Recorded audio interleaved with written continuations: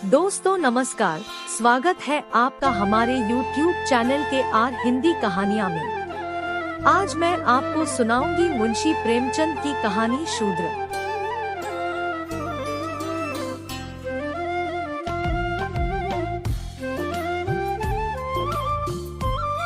मुंशी प्रेमचंद की कहानी शूद्र।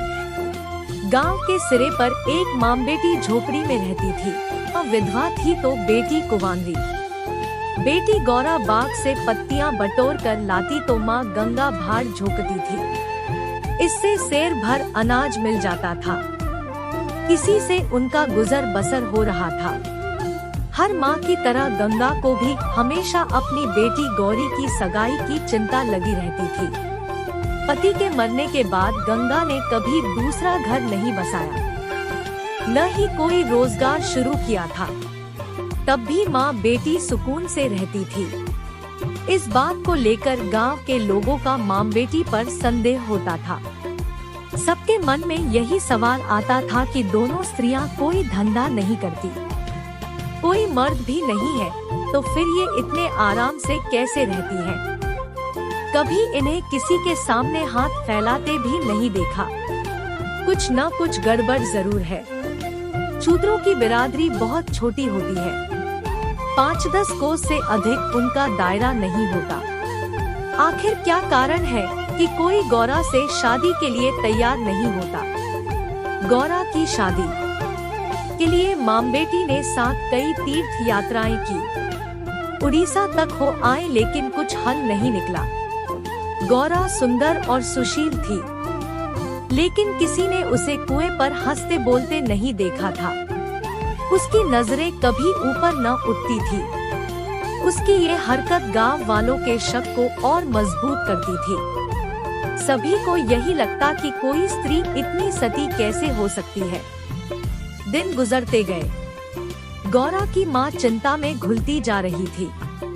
उधर गौरा की सुंदरता, उसकी जवानी गांव वालों की नजरों में चुभ रही थी। एक परदेसी गांव से दूर नौकरी की खोज में कलकत्ता जा रहा था। 10-12 कोस दूर पहुंचते उसे रात हो गई। उस समय वह एक गांव में पहुंचा था। वह लोगों से किसी कहार का घर पूछते हुए गंगा के घर पहुंचा। परदेसी को देख गंगा बहुत खुश हुई। गंगा ने उस परदेसी से उस का नाम पूछा तो परदेशी ने बताया कि उसका नाम मंगरू है। इसके बाद गंगा ने मंगरू का खूब आदर सत्कार किया। उसके लिए अच्छे पकवान भी बनाए। धीरे धीरे दोनों की बातचीत भी बढ़ने लगी। इसी दौरान शादी की चर्चा भी छिड़ गई। मंगरू नौजवान था। तभी उसकी निगाह गौरा पर पड़ी। गौरा एक सुंदर और शांत स्वभाव की लड़की थी। उसका रूप और सौंदर्य देखते ही मंगरू भी मोह में पड़ गया और वह झट से गौरा से सगाई के लिए मान गया। उसने 2-4 गहने खरीदे और कपड़े उधार लेकर सगाई कर ली। गंगा बेटी और दामाद को अपनी नजरों से दूर नहीं करना चाहती थी, इसलिए दोनों गंगा के साथ ही रहने लगे। 10-15 दिन भी नहीं बीते थे कि मंगरू के कानों में कई तरह की बातें पड़ने लगी। बिरादरी के अलावा दूसरी जाति के लोग भी कई तरह की बातें बनाने लगे। मंगरू इन बातों से परेशान हो गया था, लेकिन वह गौरा को छोड़ना भी नहीं चाहता था। महीने भर बाद मंगरू अपनी बहन के घर गया। बहन ने खाना परोसा। मंगरू ने बहनोई को साथ खाने के लिए कहा। बहनोई मना करते हुए बोला, तुम खा लो, मैं बाद में खा लूंगा। मंगरू को बहनोई पर कुछ संदेह हुआ। उसने साफ पूछ लिया कि आखिर बात क्या है। बहनोई बोला, मैं तुम्हारे साथ नहीं खा सकता। तुमने बिरादरी से बाहर शादी की है। किसी से न कुछ पूछा, न कुछ बताया। जब तक पंचायत नहीं होगी मैं तुम्हारे साथ उठ बैठ नहीं सकता। तुम्हारी हरकत की वजह से मैं समाज से रिश्ता खत्म नहीं कर सकता। मंगरू तेजी से उठा और ससुराल लौट आया। मन बेचैन था। उसने किसी से कुछ नहीं कहा और रात के अंधेरे में गौरा को छोड़कर चला गया। कई साल बीत गए, लेकिन मंगरू लौट कर न आया। पति के गायब होने पर भी गौरा उदास न थी। वह हंसती खेलती, मांग में सिंदूर लगाती, रंग बिरंगे कपड़े पहनकर तैयार होती थी। पहले गौरा गांव की औरतों से ज्यादा मिलती जुलती नहीं थी। दरअसल उसके पास उन स्त्रियों से बात करने के लिए कोई विषय ही नहीं होता था। गौरा के पास अब गृहस्थ जीवन की ढेरों बातें थी, जिसकी चर्चा वह गली मोहल्ले की औरतें के साथ करती थी। वह सभी को बताती कि मंगरू कितना अच्छा सहनशील है। तभी वहाँ मौजूद एक स्त्री ने पूछ लिया, गौरा मंगरू तुम्हें छोड़कर क्यों चला गया? गौरा कहती, मर्द कभी ससुराल में रह सकता है भला? बाहर जाकर पैसे कमाना ही मर्द का असली काम है। जब कोई गौरा से ये सवाल करता कि मंगरू खत क्यों नहीं लिखता, इस पर गौरा मुस्कुरा कर कहती, अपना ठिकाना बताने से डरते हैं, जानते हैं कि गौरा सामने आ पहुँचेगी। सच कहूँ तो मैं उनके बिना एक दिन भी नहीं रह सकती। एक सहेली बोली, तेरी बात हम नहीं मानते, तू मंगरू और तेरी लड़ाई हुई होगी, तभी इस तरह बिना बताए वह तुझे छोड़कर चला गया। गौरा बोली, बहना ने भगवान से भी भला कोई लड़ता है क्या?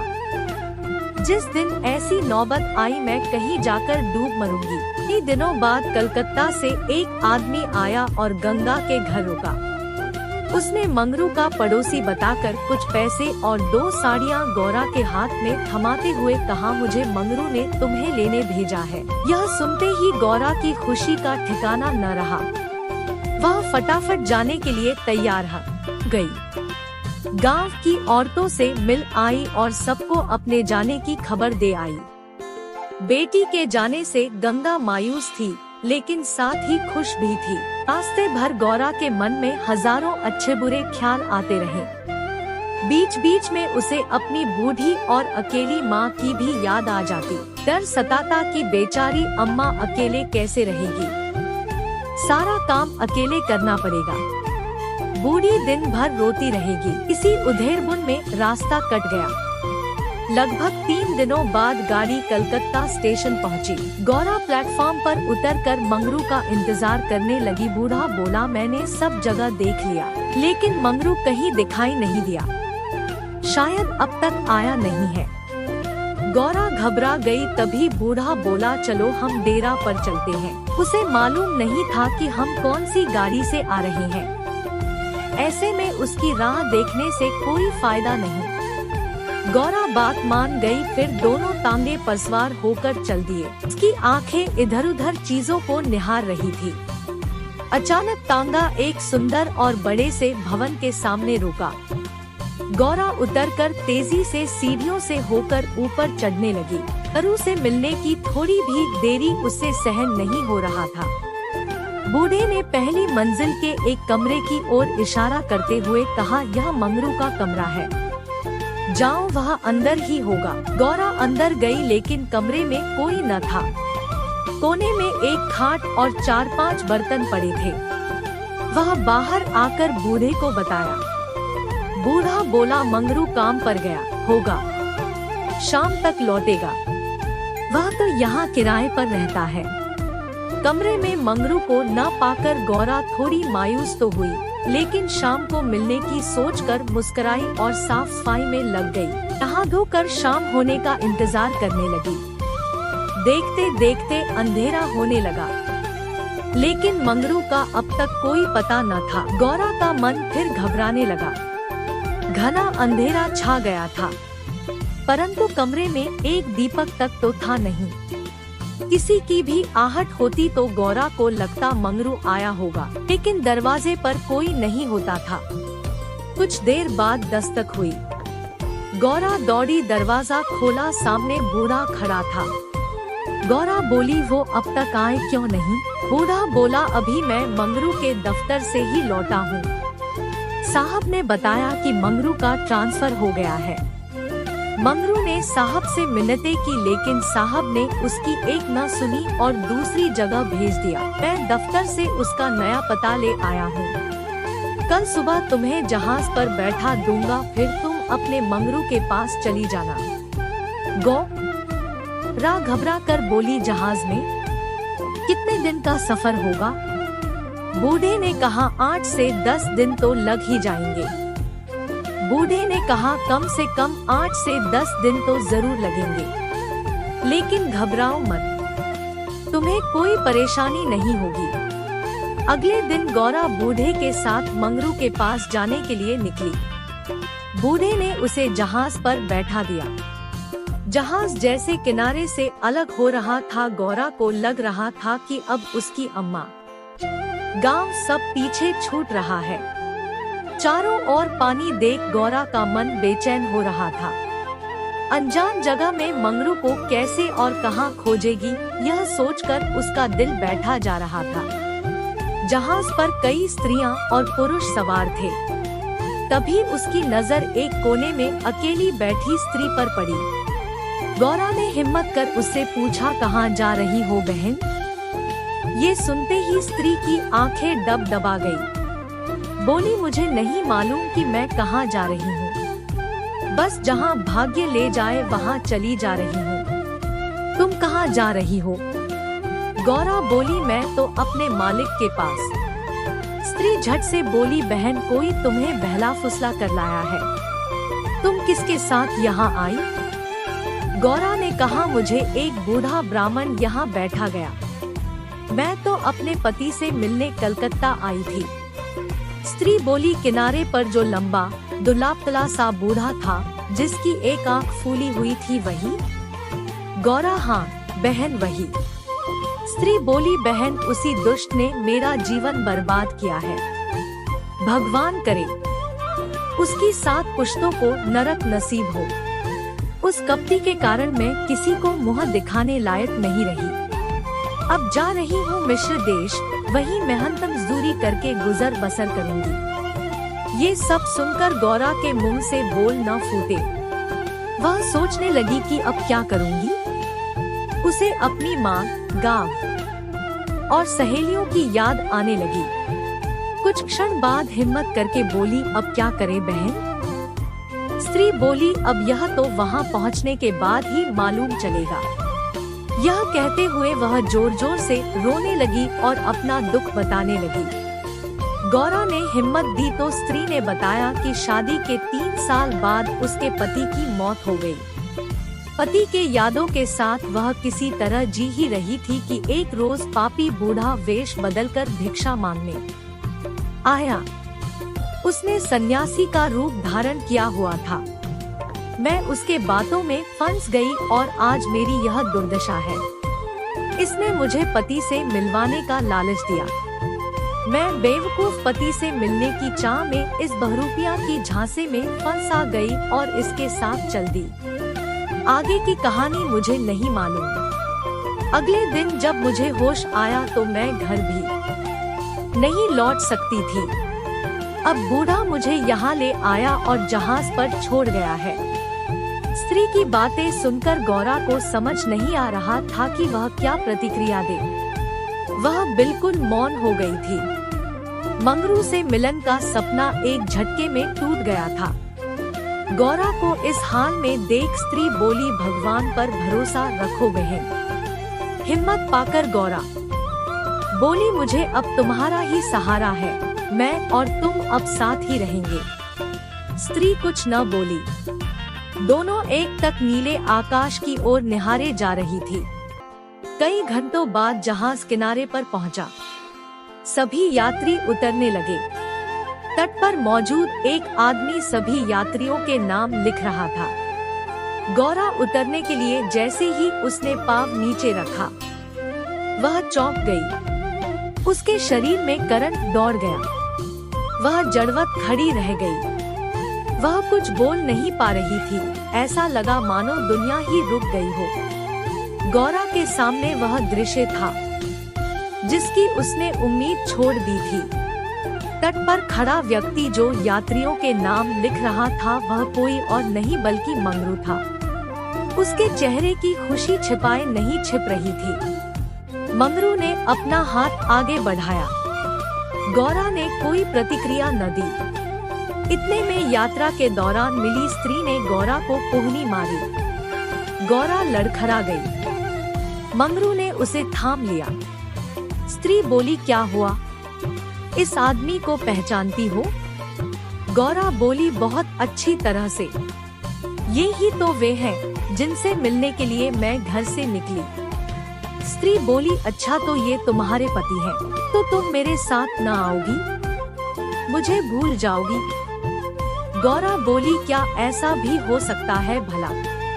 तुमने मुझे सहारा दिया है। मंगरू इन दोनों से दूर अपने काम पर लगा हुआ था।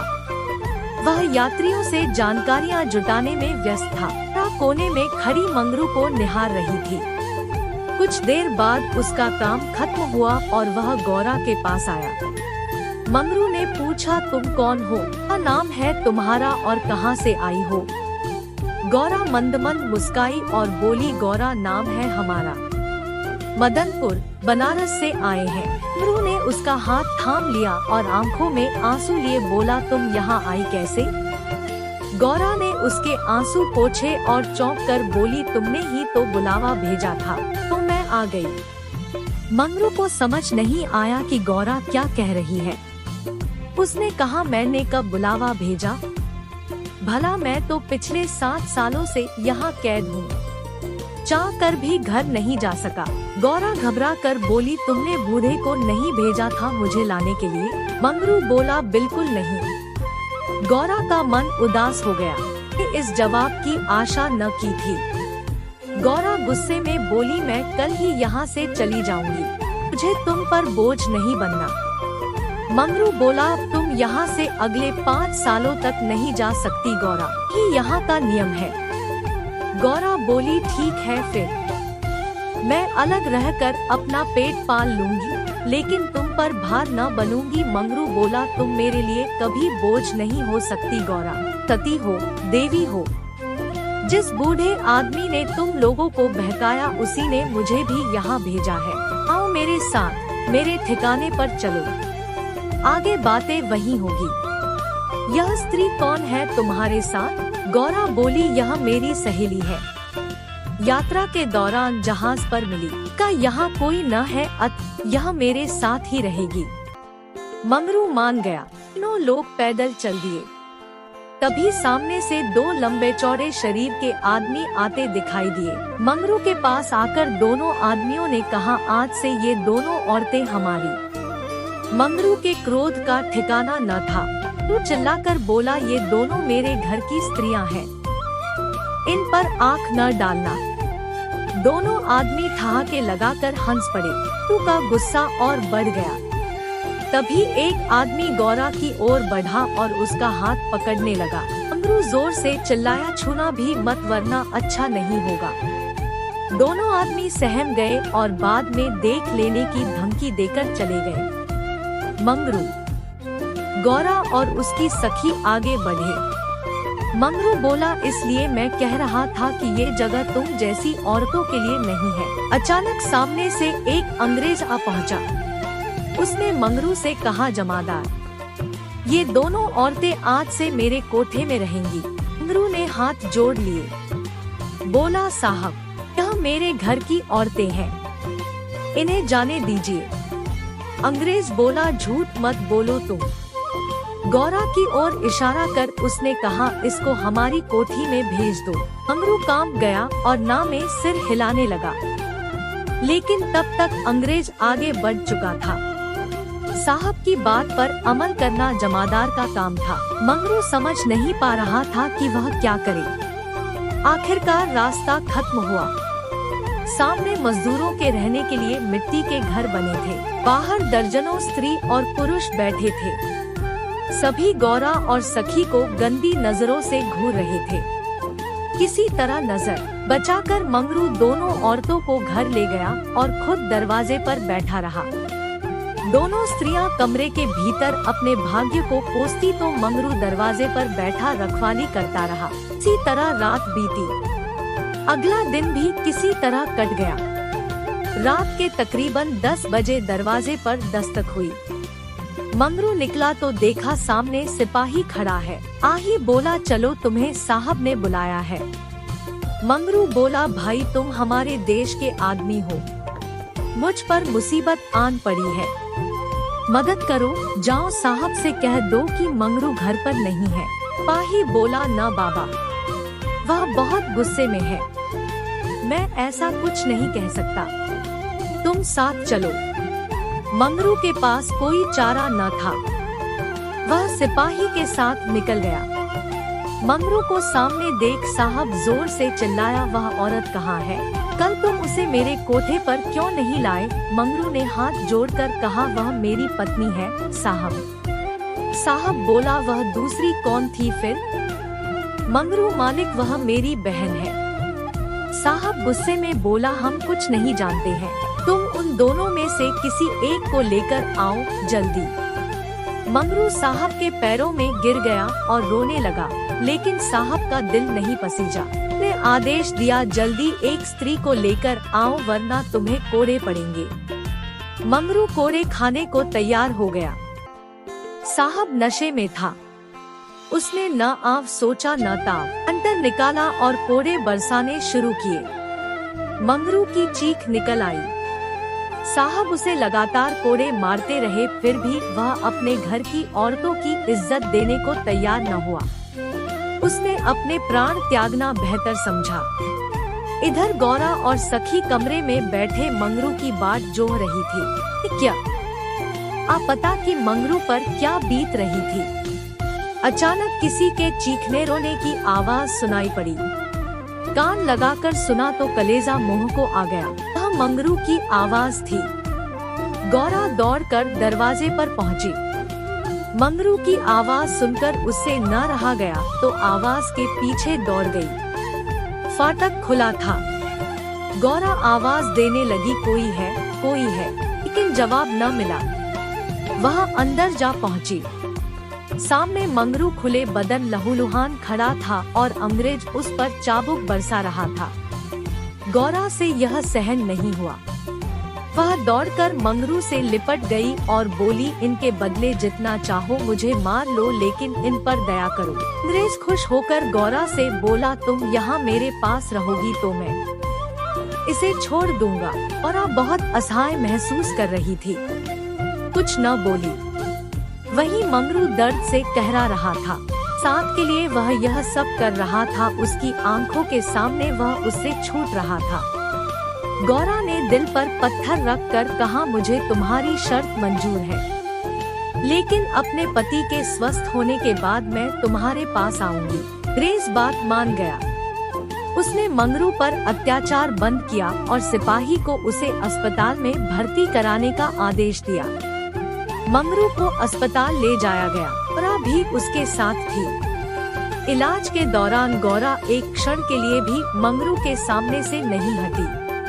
4 दिनों के इलाज के बाद मंगरू ने आंखें खोली। तय शर्त के मुताबिक गौरा को मंगरू का साथ छोड़ अंग्रेज के पास जाना था। यह उसे मंजूर नहीं था। ऐसे में उसने मरना बेहतर समझा। अस्पताल के बाहर नदी की धार बह रही थी। गौरा जाकर उसमें कूद पड़ी। आनन फानन में एक अस्पताल कर्मचारी दौड़ा मंगरू के पास आया और गौरा के नदी में कूदने की सूचना दी। मंगरू की आंखों के सामने अंधेरा छा गया। उसे कुछ समझ नहीं आया। दौड़कर नदी के सामने पहुंचा और छलांग मार दी। जीते जी जो कभी साथ नहीं रह पाए, अब वे दोनों परलोक की यात्रा में साथ जा रहे हैं। कहानी सुनने के लिए धन्यवाद। कहानी कैसी लगी बताइएगा जरूर। यदि आप हमारे चैनल पर नए हैं तो चैनल को सब्सक्राइब करें और घंटी वाला बटन जरूर दबाएं, ताकि आने वाली कहानी की नोटिफिकेशन मिल सके। कहानी अच्छी लगी हो तो लाइक और शेयर करना न भूलें। मिलते हैं अगली कहानी के साथ। नमस्कार।